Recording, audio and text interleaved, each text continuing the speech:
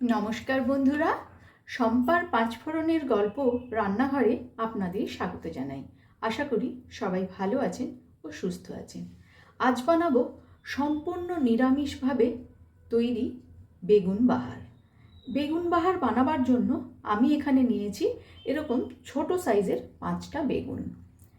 বেগুনের বোটাগুলো শুদ্ধই কিন্তু নিয়েছি 1 চামচ সাদা কালো মেশানো সর্ষে, 1 চামচ পোস্ত, নিয়েছি 1 চামচ সাদা তিল আর 5-6টা কাঁচা পাকা লঙ্কা। প্রথমে আমি বেগুনগুলো লম্বা করে কেটে নেব। বেগুনগুলো কেটে ভালো করে ধুয়ে নিয়েছি। এখন এর মধ্যে দিয়ে দেব খুব সামান্য পরিমাণ হলুদ গুঁড়ো, দেব খুব সামান্য পরিমাণ লঙ্কা গুঁড়ো, আর দেব লবণ। ভালো করে বেগুনগুলো আমি মাখিয়ে নেব। মাখিয়ে বেশ কিছুক্ষণের জন্য এই 5-6 মিনিটের জন্য রেখে দেব। একটা কড়াই বসিয়ে দিয়েছি। কড়াইয়ের মধ্যে প্রথমে আমি সাদা তিলটা দিয়ে দিলাম। সাদা তিলটা দিয়ে সামান্য কয়েক সেকেন্ড একটু নাড়াচাড়া করে নেব।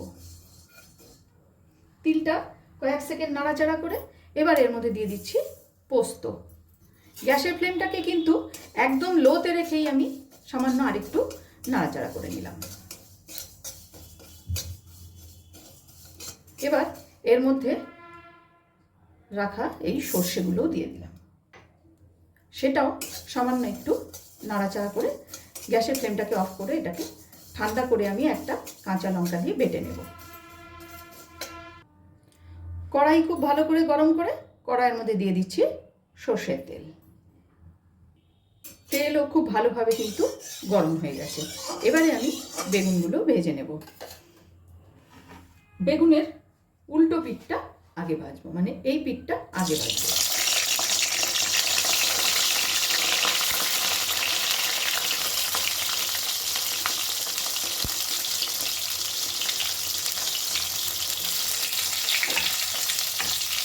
গ্যাসের ফ্লেমটাকে কিন্তু এই সময় হাইতেই রাখলাম। ভালো করে লাল করে একটু ভেজে নেব।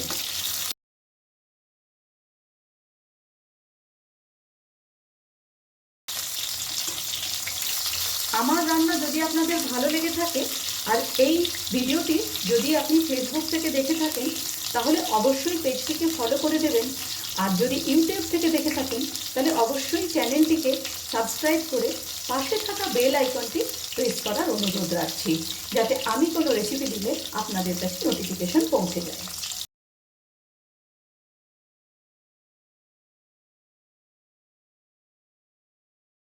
বেগুনগুলো ভাজা হয়ে গেছে, এগুলোকে এখন আমি নামিয়ে নিচ্ছি। বাকি যে বেগুনগুলো আছে সেগুলোকেও ভেজে নেব।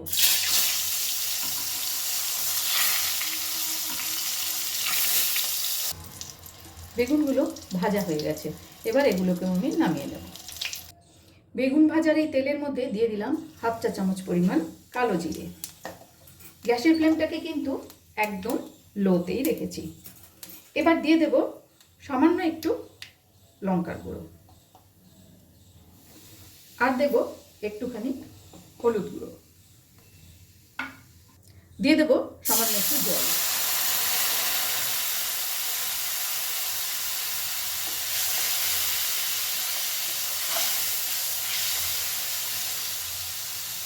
দিয়ে দিচ্ছি সামান্য পরিমাণ হিং।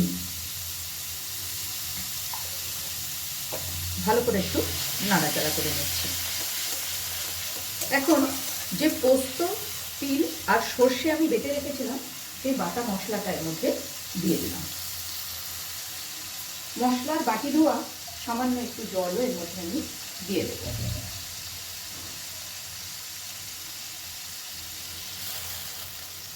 সব কিছু খুব ভালো করে মিশিয়ে নেব।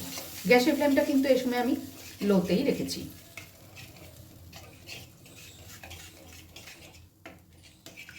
দিয়ে দেব পরিমাণ মতন লবণ, দিয়ে দিচ্ছি সামান্য একটু চিনি, 1/2 চা চামচ পরিমাণ চিনি দিয়ে দিলাম। আর দিচ্ছি 2টো কাঁচা পাকা লঙ্কা, লঙ্কা দুটো চিড়ে রেখেছিলাম সেগুলো দিয়ে দিলাম। এবারে গ্যাসের ফ্লেমটাকে কিন্তু হাইতে করে দিলাম। মশলাটা সামান্য একটুখানি কষিয়ে নেব যতক্ষণ না মশলা থেকে তেলটা বেরিয়ে আসছে। মশলা থেকে তেল বের হয়ে এসেছে। এবারে সামান্য একটুখানি জল দিয়ে দেবো, খুবই সামান্য পরিমাণ জলটা দিলাম।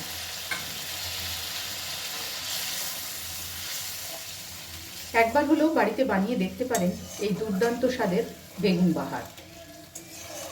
নিরামিষের পদটি কিন্তু দুর্দান্ত হয় খেতে।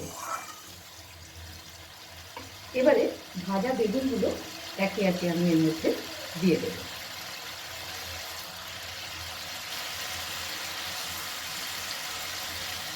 গ্যাসের ফ্লেমটাকে একদম লোতে করে দিলাম।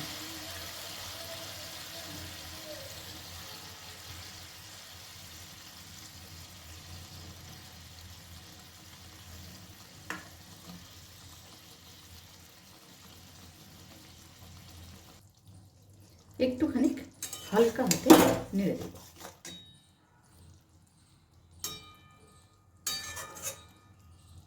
প্রায় 2 থেকে 3 মিনিটের জন্য এটা আমি ঢেকে দেব।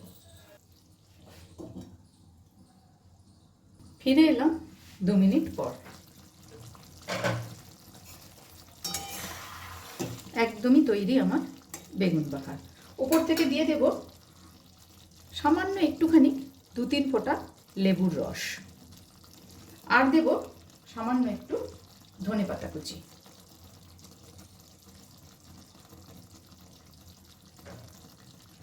পাঁচ মিনিট স্ট্যান্ডিং টাইমে রেখে আমি নামিয়ে নেব। তৈরি হয়ে গেল সম্পূর্ণ নিরামিষ বেগুন বাহার। ভিডিওটি আপনাদের কেমন লাগলো অবশ্যই কমেন্টস করে জানাবেন। আজ তাহলে এই পর্যন্তই। দেখা হচ্ছে সামনের ভিডিওতে অন্য কোনো রেসিপির সাথে। ভালো থাকবেন, সুস্থ থাকবেন।